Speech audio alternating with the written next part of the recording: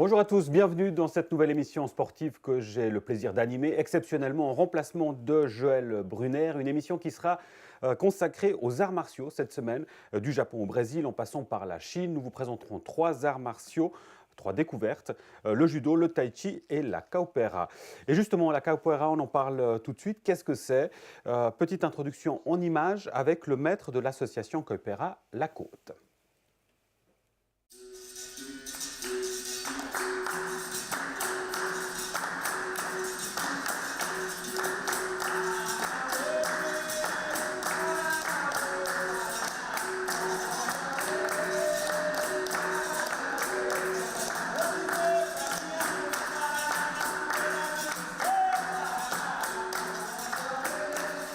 On est ici à la salle du Gué-Logis à Nyon où l'association Capoeira de la Côte a ses leçons le lundi, le mardi. La capoeira, qu'est-ce que c'est pour les débutants? La capoeira, c'est un sport de combat masqué en danse. Parce qu'à l'époque de la colonisation portugaise au Brésil, les esclaves, il fallait se défendre. Donc, ils appliquent quelques mouvements par rapport aux animaux. Et puis, ils pouvaient être très agressifs avec les gens qui ne connaissaient rien en combat. Ils demandent beaucoup de maîtrise du mouvement.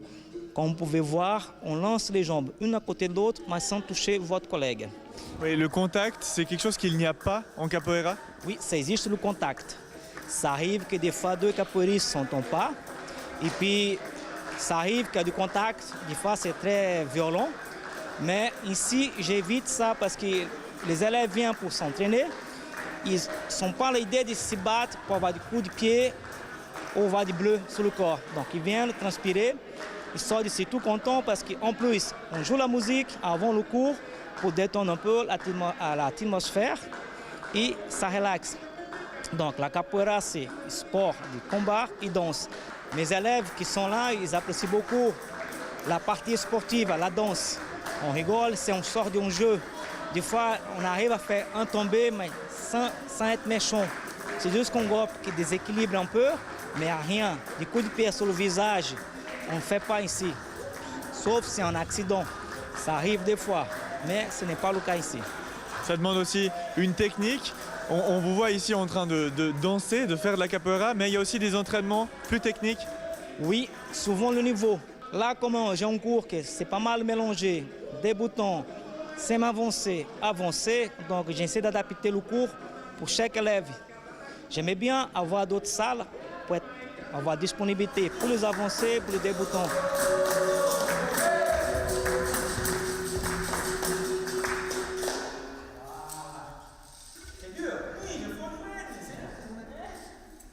Voilà, et sur ces dernières images, on a pu voir notre invité qui est là avec nous sur le plateau, Guillaume Barras. Bonjour. Bonjour. Membre de l'association Capoeira La Côte. Alors, on a vu les images, on est entre la danse et l'art martial. Comment est-ce que vous, personnellement, vous avez commencé? Alors moi j'ai commencé tout petit à l'âge de 6 ans. Ça date. Ça date, j'étais tout début de l'association de la Capoeira à la Côte. Et j'ai arrêté malheureusement pendant 2-3 ans. Sinon jusqu'à présent j'ai fait que de la Capoeira. Qu'est-ce qui vous plaît en particulier dans ce sport? Le mouvement, la danse forcément? Oui exactement, le mouvement, la danse, l'esprit aussi. Parce que comme le maître l'a dit, c'est pas forcément que du contact. On ne va pas chercher à se taper dessus. Il y a le respect. Ça fait tout un tout qui me plaît. Et puis, ce n'est pas que de la bagarre. Et la musique joue un rôle vraiment important dans ce sport? La musique, ça donne le rythme. Il y a plusieurs rythmes dans la capoeira.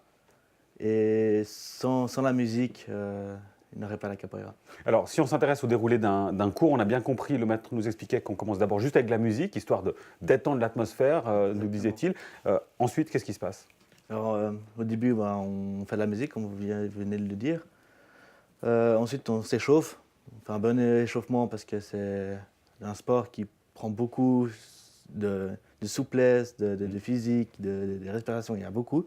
Donc, on fait un bon échauffement. Et ensuite, on commence avec des exercices, des enchaînements, des coups de pied. Et à la fin, on a ce qu'on appelle cette ronde. Et là, on joue, on s'amuse et on essaie de reproduire ce qu'on a appris durant le cours, les mouvements qu'on a fait, les séquences. et on essaie de les refaire dans la ronde. Et ça dure combien de temps un entraînement? Alors nous, pour les adultes, c'est 1h30 et pour les enfants, le lundi, c'est 1 heure. À raison d'une fois par semaine? Une les fois par entraînements semaine, exactement. Ces entraînements, ils se déroulent où? À la salle de gym du Logis, à Nyon.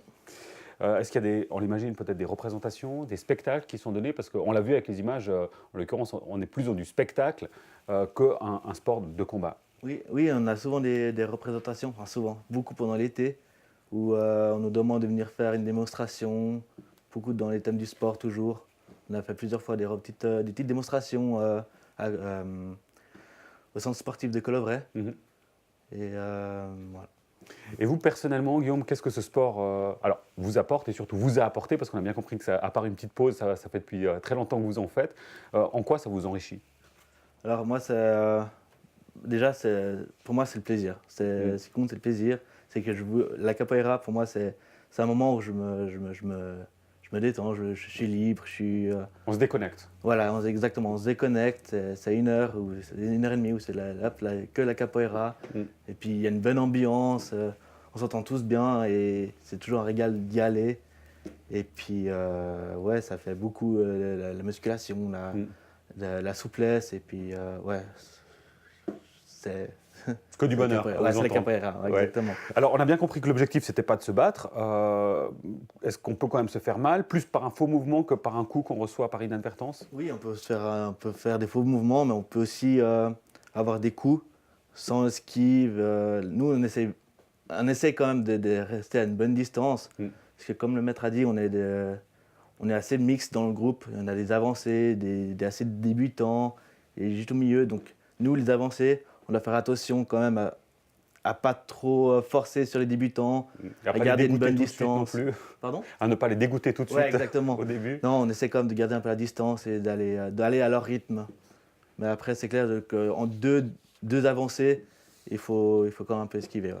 Guillaume Barras, membre de l'association Capoeira La Côte. Merci beaucoup Guillaume pour votre participation. On passe à un autre sport, je vous le disais en introduction, le judo. Avec le judo Team Nyon qui peut désormais profiter d'un nouveau bus qui permet d'amener les judokas nyonnais aux entraînements et aux compétitions. La caméra d'NRTV s'y est glissée pour une journée d'entraînement avec ces jeunes sportifs et, vous l'aurez compris, ce nouveau bus. Joël Brunner.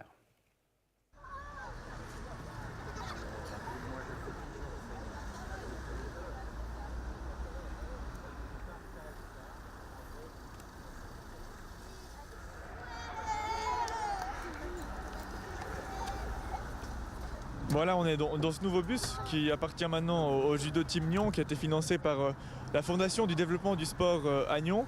C'est un grand soulagement pour le club que d'avoir ce bus, Claude. Absolument, parce que nous avions des bus avec le Judo Club Morges. Maintenant qu'on travaille intensément avec le Judo Team Nyon, on n'avait plus de place pour transporter les judokas.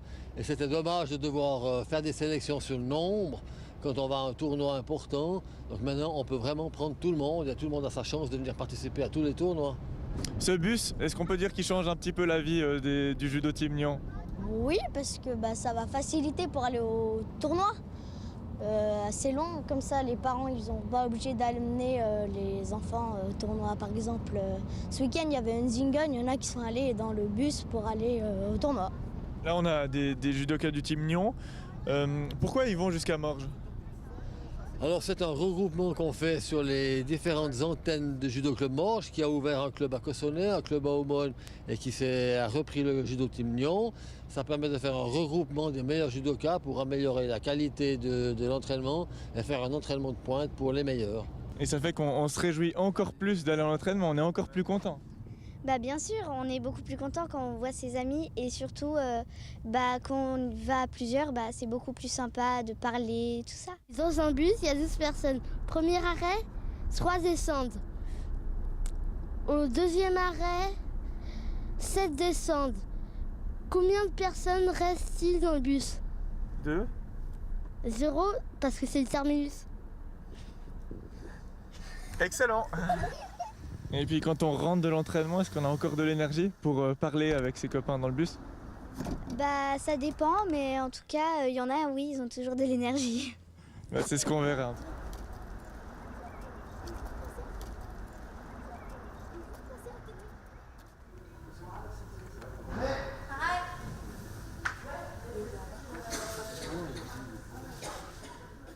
ce bus, indirectement, il permet au judo team de Nyon de créer une famille parce que les judokas, ils vont passer de plus en plus de temps ensemble dans ce bus, en allant à l'entraînement, en allant aux compétitions. Oui, tout à fait. C'est un aspect non négligeable de la chose. Ça favorise clairement l'esprit d'équipe, l'esprit de groupe. Les jeunes adorent ça. C'est vrai que quand on se rend à Morges à l'entraînement, ils sont tout contents d'être dans le bus. Chacun espère avoir sa place. Les 20-30 minutes de trajet aller et 20-30 minutes de retour sont très appréciés par les jeunes. Et c'est la même chose pour les compétitions. Si les enfants ont le choix entre venir à la compétition avec leurs parents ou venir dans le bus du judo, ils vont clairement choisir la deuxième solution. Et c'est vrai que c'est un sport individuel, le judo, mais c'est aussi ce qu'on essaie de faire. Le projet qu'on a développé en parallèle avec le club de Morges, c'est vraiment de développer une seule équipe, une entité unie, soudée. Et c'est vrai que le bus, ça contribue à ça. Gabriel, le judo, comme on le voit ici, derrière nous, c'est un sport qui nécessite beaucoup d'exigences mentales, physiques. C'est très exigeant, le judo de compétition. Non, effectivement, c'est un sport très exigeant. C'est pour ça qu'on essaye d'augmenter aussi le volume de jeunes qui viennent s'entraîner et qu'il y a cette collaboration avec Nyon et Morges pour qu'il y ait un maximum de jeunes qui s'entraînent ensemble toute la semaine. Qu'est-ce qu'on travaille ici lors d'un entraînement d'1h30? Ici, la technique, la tactique, les répétitions de prise et les randories, on augmente aussi le nombre de randories puisqu'ils sont plus de jeunes sur le tapis, donc surtout le combat. Et donc ils combattent pendant 1h30, c'est super physique. Voilà, super physique et aussi un peu technique quand même.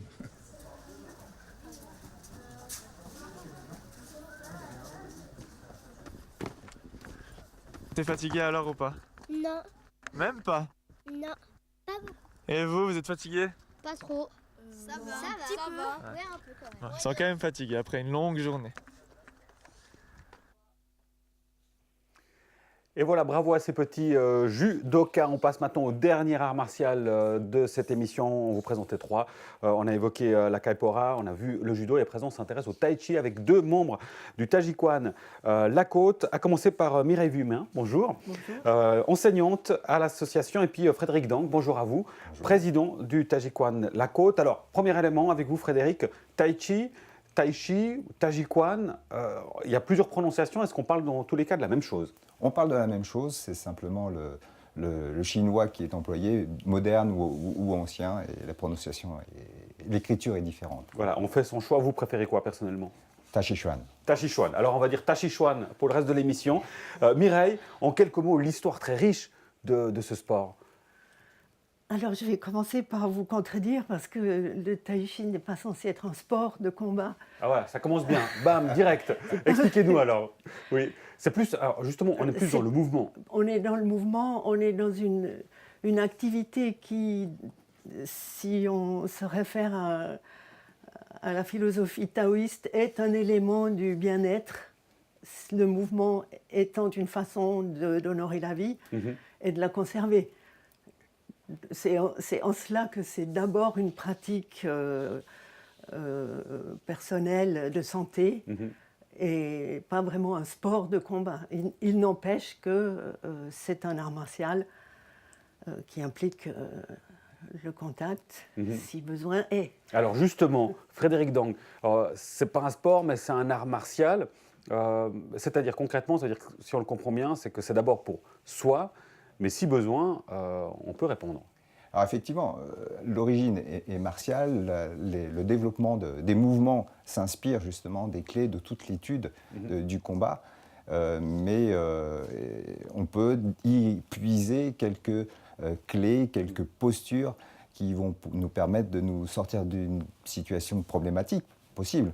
Mais je dirais même la première situation problématique, c'est d'aller chercher un objet lourd en haut. Et souvent, les gens nous disent « je viens, j'ai mal au dos ». Et oui, pour prendre un objet lourd, il y a une posture et dans le tai chi, on y retrouve les basiques. Voilà, il y a une manière de faire et on peut très vite se faire mal d'ailleurs, effectivement, quand on utilise des objets lourds. Alors, un mot sur la définition de cet art martial. On va voir d'ailleurs des images qui représentent le Taijiquan.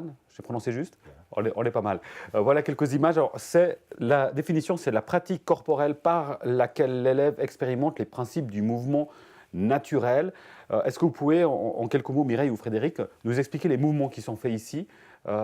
J'imagine qu'il y a des noms particuliers et c'est quelque chose qui est assez représentatif de l'image qu'on a de ce sport, non, de cet art martial. Mireille. Alors, on voit un extrait de ce qu'on appelle la forme, qui est l'outil de travail du tai chi chuaniste, c'est-à-dire c'est une sorte de chorégraphie, donc il n'y a absolument aucune improvisation, cela s'apprend. Tout ça est séquencé, prévu. Absolument. C'est pas effectivement de l'improvisation. Hein. Absolument. Maintenant, comme c'est une pratique qui existe depuis fort longtemps, il y a eu de nombreuses écoles. Ça a été enseigné secrètement. C'est tout à fait cette tradition chinoise ou d'arts martiaux en général, où la transmission se fait de façon secrète. Ce qui fait qu'à l'heure actuelle, il y a d'innombrables formes. Ce qui pourrait mener à d'innombrables débats sur qui fait la meilleure forme. On ne va pas se lancer dans ce débat-là aujourd'hui. On va pas se pense lancer. qu'on n'aura pas le temps. Je pourrais juste citer mon maître Chu Qinghong qui, après des années d'enseignement, dit « Les formes de tai chi, c'est comme les fleurs dans un jardin, il faut de tout ». Magnifique, de la diversité effectivement. Un mot aussi sur, on comprend bien, il y a un élément très personnel, l'aspect de l'énergie, Frédéric, qui semble être quand même assez important dans cette pratique. Oui, c'est ce qui dirige en fait toute la pratique. C'est qu'avec le moindre effort, on a un maximum d'efficacité. On gère son souffle d'une manière quasi méditative et on se ressource de cette manière-là parce que en fait, on est dans un état où le corps et l'esprit, finalement, se rejoignent. On est pleinement conscient dans ce qu'on fait. Ce n'est pas de la concentration dure, c'est simplement d'être dans l'instant et dans la précision du geste, mais sans contrainte et par un mouvement perpétuel, une sorte de méditation en mouvement, finalement. Alors justement, je vais dire, c'est peut-être pas un sport, mais on peut dire que c'est de la méditation. Oui, comme beaucoup d'autres sports. L'intérêt, c'est qu'à un moment donné, dans notre vie moderne, on est dissocié entre notre esprit qui est pris par plein de choses, notre corps qui est pressé. Et là, on se donne un moment à soi, alors peut-être au cours, mais je le conseillerais tous les jours finalement, où l'esprit et le corps ne font plus qu'un et on est présent à soi. C'est là dans le sens où c'est intérieur finalement, puisque on est vraiment pour soi dans cette pratique. Voilà, pour s'écouter soi-même. À qui est-ce que c'est destiné, Mireille, cette pratique? À tout le monde, finalement? Oui, je pourrais enchaîner avec ce que Frédéric disait en citant juste un petit mot chinois. Enfin, moi, je ne pratique pas le chinois, mais Yi Qi Jin, c'est l'esprit tranquille, qui peut être une intention du cœur, guide le qi, l'énergie, en vue de l'action. Donc ça résume ce que disait Frédéric, tous ces mouvements qu'on fait sont faits pour calmer le mental, de façon douce entraîner le corps, de façon à être efficace. Tout est lié, effectivement. Absolument, tout est lié. Donc, moi je dirais que, enfin, c'est un peu bateau, ça s'adresse à tout le monde, ça ne s'adresse pas aux petits-enfants, parce que ce sont nos maîtres. Le mouvement naturel, eux, ils l'expérimentent de la naissance à la marche. Donc, c'est inutile d'expliquer à des petits ce que c'est que le tai chi. Maintenant, jouer au lion, à l'oiseau, au tigre, pourquoi pas. Mais ça ne s'adresse pas aux enfants, ça s'adresse à des adultes en toutes conditions, jeunes, vieux. Alors peut-être l'impératif pour faire cette pratique, Frédéric, c'est peut-être déjà la base de la patience. Il faut être patient. A priori, quand on voit les images, il vaut mieux pas être un peu surexcité. Oui, c'est pas du tout de la gymnastique avec de la musique bien rythmée. Au contraire, la musique. Pas de la capoeira. On en parlait avec Guillaume avant. Je dirais que ça émane un peu du même état d'esprit. Oui. C'est un peu art plus martial. L'un, a priori, mais peut-être on vous n'est allez me pas là contredire. pour se casser, effectivement. Ouais. On est là pour vraiment faire attention. On a des gestes qui sont codifiés, mais chacun les fait selon ses capacités. L'intention étant la première chose à avoir, puisque même dans les maladies, on sait bien que l'intention de guérir apporte aussi beaucoup. Absolument. Donc voilà, c'est fait pour tout le monde, chacun selon ses capacités. Et puis nos élèves trouvent des ressources, redécouvrir l'équilibre sur un pied à 50 ou 60 ans. Beaucoup de gens ne l'imaginaient pas, mais on peut. Et c'est justement un grand intérêt de reparler à son corps. Et pourtant, effectivement, c'est intéressant pour redécouvrir justement son corps. Alors, un mot peut-être sur les entraînements. Ils ont lieu où et à quel rythme? Une fois par semaine, peut-être? Mireille? Alors, ça va faire 30 ans l'année prochaine. Ils ont lieu le lundi soir à la salle de rythmique du Collège du Rocher. Voilà, comme ça on sait tout. Vous voulez ajouter quelque chose? Il y a eu une époque glorieuse où il y avait beaucoup d'élèves, il y avait plusieurs enseignants. Donc il y avait plusieurs cours, mais en ce moment à Nyon, il n'y a que celui-ci. Et j'ai encore un cours à Lucie-sur-Morge, mais qui est beaucoup plus confidentiel. Mais il y a donc de la place pour des nouveaux, et nous constatons depuis quelque temps que ce mythe qui voudrait que le tai chi soit quelque chose de bon pour les personnes âgées, ce qui est une réalité, est bon pour tout le monde, et on voit de jeunes hommes qui s'y intéressent, parce que précisément ils trouvent le côté entraînement physique, mais avec un aspect méditatif et une possibilité d'action en travail à deux. En même temps, effectivement, voilà, vous savez maintenant presque tout sur le Tai Chi Chuan, la côte. Merci beaucoup Frédéric, merci Mireille d'avoir participé à cette émission. Merci à vous. Promis, la semaine prochaine, Joël Brunner sera de retour pour animer cette émission. Moi, je vous retrouverai pour le débat la semaine prochaine. Bonne suite de programme, à très bientôt.